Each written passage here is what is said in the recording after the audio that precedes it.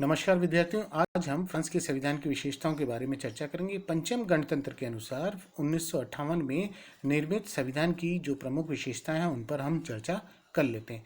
संविधान की प्रस्तावना। फ्रांस के संविधान की प्रमुख विशेषता यह है कि संविधान के द्वारा संविधान की प्रस्तावना को पेश किया गया है। इस प्रस्तावना में संविधान के आदर्शों, लक्ष्यों, उद्देश्यों के बारे में चर्चा की गई है। साथ में संविधान के द्वारा विभिन्न व्यवस्थाओं पर भी चर्चा की गई। संविधान के द्वारा प्रमुख व्यवस्थाओं के साथ साथ प्रमुख शक्तियों समेत और प्रमुख व्यवस्थाओं को उल्लेख करने का प्रयास किया गया। अगला, संकट काल का शिशु। फ्रांस का जो संविधान है 1958 में निर्मित हुआ और 1958 से पूर्व फ्रांस के यहाँ अव्यवस्था, अशांति का दौर था। इस संविधान को निर्मित करने से पूर्व फ्रांस में अशांति, अव्यवस्था के दौर के साथ साथ गृह युद्ध की स्थिति थी, सैनिक विद्रोह की स्थिति थी। ऐसे समय में 1958 के अंतर्गत इस संविधान का निर्माण हुआ। ये संकट के समय इस संविधान के निर्माण के द्वारा फ्रांस की व्यवस्थाओं को स्थापित करने का प्रयास किया गया।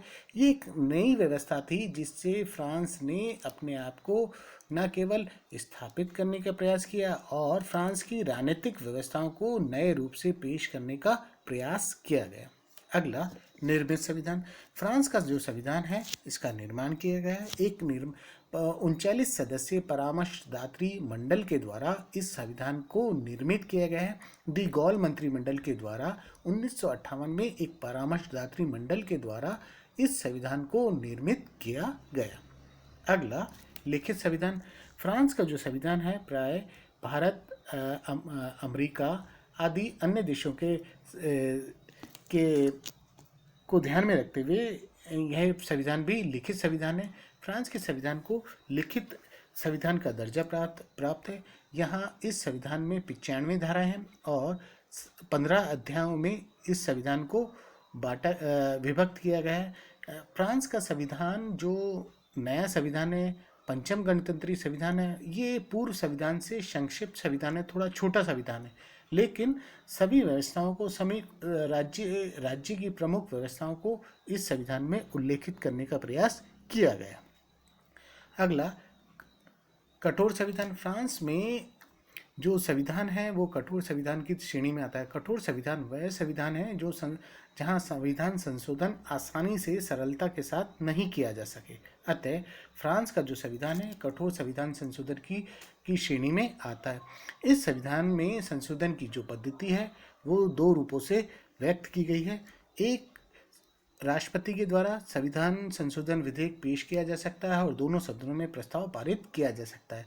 दूसरा, वैकल्पिक मार्ग है जिसके अनुसार राष्ट्रपति, प्रधानमंत्री या संसद के कोई भी सदस्य संशोधन विधेयक पेश कर सकता है। दोनों सदनों में प्रस्ताव पारित होने के बाद ये प्रस्ताव जनमत के लिए जाता है। अतः दोनों जो मार्ग संविधान संशोधन के द्वारा अपनाए गए हैं वो कठोरता की श्रेणी में आते हैं। वहाँ संशोधन आसानी से नहीं किया जा सकता। अतः फ्रांस का जो संविधान है संविधान संशोधन की दृष्टि से कठोर श्रेणी में आता है। अगला, लोकप्रिय संप्रभुता पर आधारित संविधान। फ्रांस का जो संविधान है लोकप्रिय संप्रभुता पर आधारित संविधान है। यहाँ अंतिम शक्ति जनता के पास है। जनता सभी प्रमुख शक्तियों का उपयोग करती अंतिम शक्ति के रूप में सर्वेसर्वा है। जनता के पास जनमत की अंतिम शक्ति है, वह जनमत की शक्ति भी रखती है। अतः प्रतिनिधियों को निर्वाचित करने की शक्ति भी रखती है।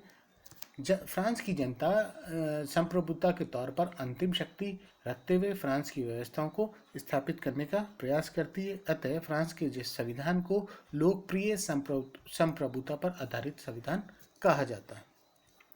अगला, धर्मनिरपेक्ष राज्य। फ्रांस के संविधान की एक प्रमुख विशेषता यह भी है कि ये धर्मनिरपेक्ष राज्य है। यहाँ किसी भी धर्म को राष्ट्रीय धर्म या राज्य धर्म घोषित नहीं किया गया। सभी धर्म समान रूप से पालन किए जाते हैं। सभी को समानता का दर्जा प्राप्त है। सभी व्यक्ति किसी भी धर्म का स्वतंत्र रूप से पालन कर सकते हैं। सभी धर्म बराबर हैं। सभी को समानता के तौर पर अपनाया जा सकता है और सभी व्यक्ति अपनी इच्छा अनुसार किसी भी धर्म का पालन कर सकते हैं। अतः फ्रांस का जो संविधान है धर्मनिरपेक्ष राज्य के तौर पर देखा जाता है। अगला, मौलिक अधिकार की व्यवस्था।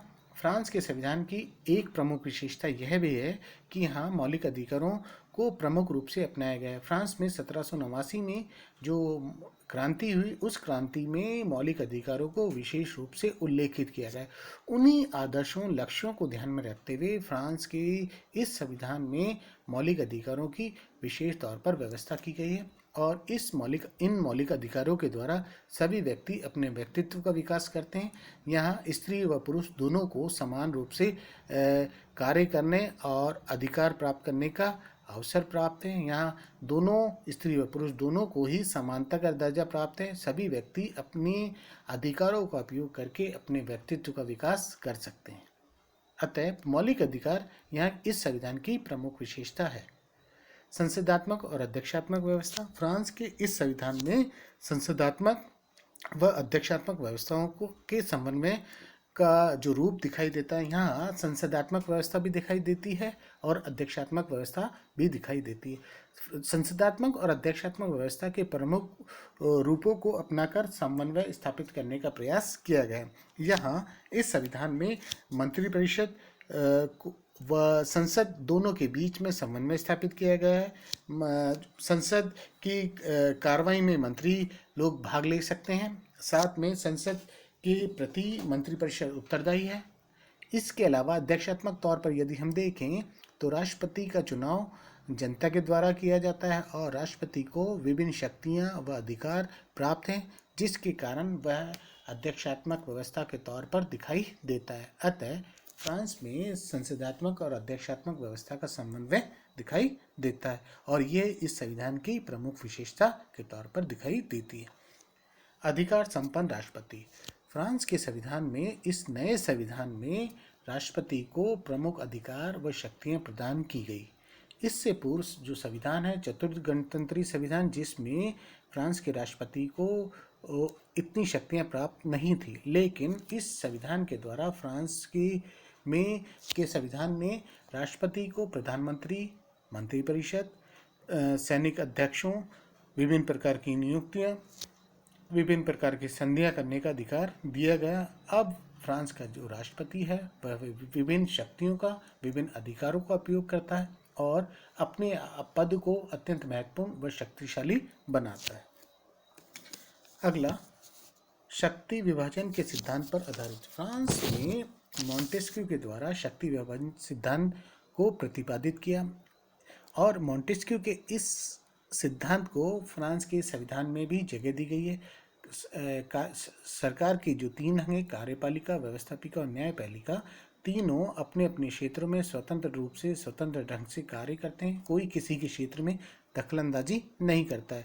फ्रांस में राष्ट्रपति का जो प्रमुख है, राष्ट्रपति जो कार्यपालिका का प्रमुख है, वह विभिन्न शक्तियों का उपयोग करता है। कार्यपालिका स्वतंत्र रूप से अपनी शक्तियों का उपयोग करती है और उसका निर्वाचन भी स्वतंत्र रूप से होता है, जनता के द्वारा किया जाता है। फ्रांस में कार्यपालिका का नेतृत्व राष्ट्रपति करता है और राष्ट्रपति को विभिन्न शक्तियां और अधिकार प्राप्त हैं। साथ में उस जनता के द्वारा स्वतंत्र रूप से उसका निर्वाचन भी किया जाता है। कार्यपालिका, व्यवस्थापिका और न्यायपालिका तीनों अपने अपने क्षेत्रों में स्वतंत्र रूप से कार्य करते हैं, लेकिन फ्रांस में शक्ति पृथक्करण सिद्धांत को पूर्ण रूप से नहीं अपनाया गया है, आंशिक तौर पर अपनाया गया है। यदि हम कहें कि फ्रांस में शक्ति पृथक्करण सिद्धांत को पूर्ण रूप से स्थापित करने का प्रयास किया गया, ये सही नहीं होगा। अगला, राजनीतिक दलों को संवैधानिक मान्यता। प्राय विश्व के सभी देशों में राजनीतिक दल होते हैं जो वहाँ की राजनीतिक व्यवस्था को स्थापित करने का प्रयास करते हैं, सहयोग प्रदान करते हैं। फ्रांस में भी राजनीतिक दलों को स्थापित किया गया। संविधान के द्वारा संवैधानिक मान्यता प्राप्त है। संविधान में उन्हें स्पष्ट रूप से उल्लेखित किया गया है और संविधान के द्वारा जनता की अभिव्यक्ति के लिए, जनता को अभिव्यक्ति प्रदान करने के लिए, उनकी मदद करने के लिए राजनीतिक दलों की व्यवस्था की गई है और ये राजनीतिक दल संवैधानिक तौर पर स्थापित किए गए। अगला, संवैधानिक परिषद। फ्रांस में एक संवैधानिक परिषद की भी व्यवस्था की गई है। 9 सदस्यीय संवैधानिक परिषद, जिनका कार्यकाल 9 वर्ष का होता है। ये जो संवैधानिक परिषद है चुनाव, जनमत, कानून की वैधानिकता आदि विभिन्न विषयों पर अपना अपना अधिकार रखती है, कार्य करती है, और ये संवैधानिक परिषद संविधान को स्थापित करने का प्रयास करती है।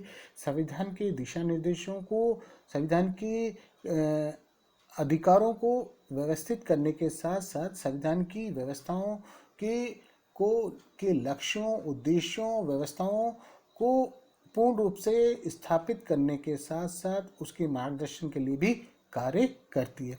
अतः फ्रांस के इस पंचम गणतंत्रीय संविधान में संविधान की प्रस्तावना, लिखित संविधान, कठोर संविधान, संसदात्मक और अध्यक्षात्मक व्यवस्था का समन्वय, राजनीतिक दल, अधिकार संपन्न राष्ट्रपति आदि विभिन्न प्रकार की जो नए संविधान में व्यवस्था की गई है, वह व्यवस्था संविधान फ्रांस की राजनीतिक व्यवस्था को स्थापित करने का प्रयास करती हैं। और आज यदि हम देखें तो फ्रांस एक विकसित राष्ट्र के तौर पर देखा जाता है, और वहाँ के इस संविधान ने फ्रांस को विकसित राष्ट्र की श्रेणी में लाने का प्रयास किया है, मदद की है। और वर्तमान समय में ये जो पंचम गणतंत्रीय संविधान है वह सफल रूप से कार्य कर रहा है, और इसकी सफलता इस बात से भी देखी जा सकती है कि फ्रांस वर्तमान समय में एक सफल विकसित राष्ट्र है, और राजनीतिक तौर पर यदि हम देखें तो निश्चित तौर पर एक मजबूत व सशक्त राष्ट्र के तौर पर देखा जाता है। और इस सशक्त और मजबूत बनाने के पीछे वहाँ के इस पंचम गणतंत्रीय संविधान का प्रमुख योगदान है। धन्यवाद।